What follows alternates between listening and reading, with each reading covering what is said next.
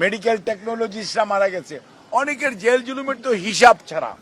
কাজেই এই যে এবং সেই লক্ষ্যে আমাদের পেশাজীবীদের অবদান সঠিকভাবে উপস্থাপন করা আমাদের মনে হয় যে এখন আমাদের নৈতিক দায়িত্ব হয়ে গেছে। কারণ আমরা দেখতে পাচ্ছি অনেকেই সেই আন্দোলনকে কুক্ষিগত করার চেষ্টা করছে এবং নিজেদের এটা এক ধরনের অর্জন বলে চালানোর চেষ্টা করছে।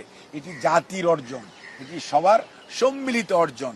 সেটি যাতে ওই দিনের আলোচ্য বিষয় হবে এবং সেই দিন ওটা আমরা ইনশাআল্লাহ যাতে সবার জাতির সামনে তুলে ধরতে পারি, যেটি আমাদের সামগ্রিক ঐক্যবদ্ধ অর্জন। সেই লক্ষ্যে 21শে জুলাই পেশাজীবী সমাবেশ। ধন্যবাদ।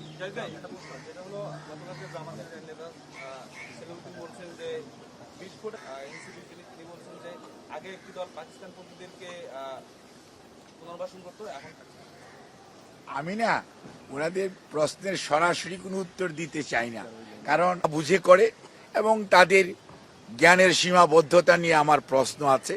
তাদের রাজনৈতিক আপনার অভিজ্ঞতা এগুলো নিয়ে অনেক কথা বলা যায়।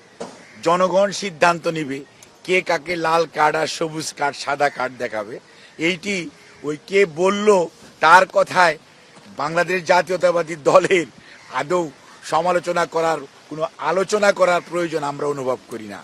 আর যারা বলে পুনর্বাসন করে, ঝালকাঠির ঘটনা পত্রিকায় দেখলাম, কিছুক্ষণ আগে পড়ে এসছি, ওখানে লেখা আছে কারা পুনর্বাসন করে আর কারা করে না। ধন্যবাদ।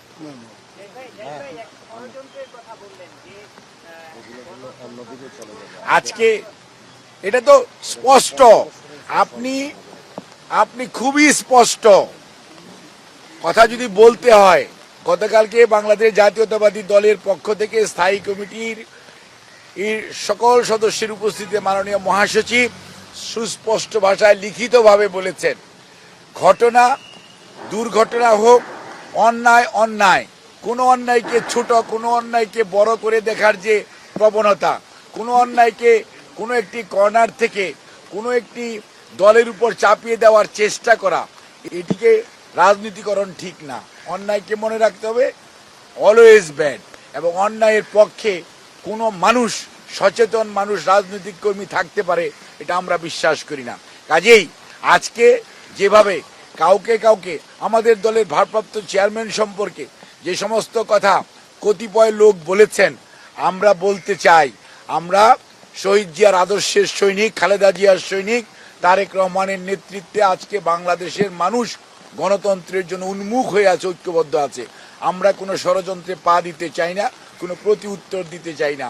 আমরা শুধু বন্ধুদেরকে বলতে চাই, ধৈর্য ধরুন, স্পেডকে স্পেড বলুন, ক্লাবস বলার চেষ্টা করবেন না, অন্যায়কে সমর্থন করবেন না, নিজেরটা সমর্থন করবেন, অন্যেরটার সময় কথা বলবেন। অন্যায়কে বিএনপি কোনোদিন প্রশ্রয় দেয় না, সমর্থন দেয় না। বিএনপি অন্যায়কারীর বিচার চায়, দেশের প্রচলিত আইন অনুযায়ী। মব সন্ত্রাস বিএনপি চায় না। ধন্যবাদ। এটা আপনাকে বলতে হবে কেন? দেশে আইন শৃঙ্খলা রক্ষা বাহিনী, আইন শৃঙ্খলার অবনতি ঘটানো যায়, তাহলে নিশ্চয়ই কোনো না কোনো কর্নারের লাভ হওয়ার সম্ভাবনা আছে। তবে আমরা খুবই আশাবাদী, ইনশাআল্লাহ প্রধান উপদেষ্টা সহ অন্তর্বর্তীকালীন সরকার, নির্বাচন কমিশন যেভাবে এগিয়ে যাচ্ছে, আমরা আশা রাখতে চাই ইনশাআল্লাহ ফেব্রুয়ারির মধ্যভাগের মধ্যে নির্বাচনের যে কমিটমেন্ট ওনারা করেছেন সেটি ওনারা ফুলফিল করবেন।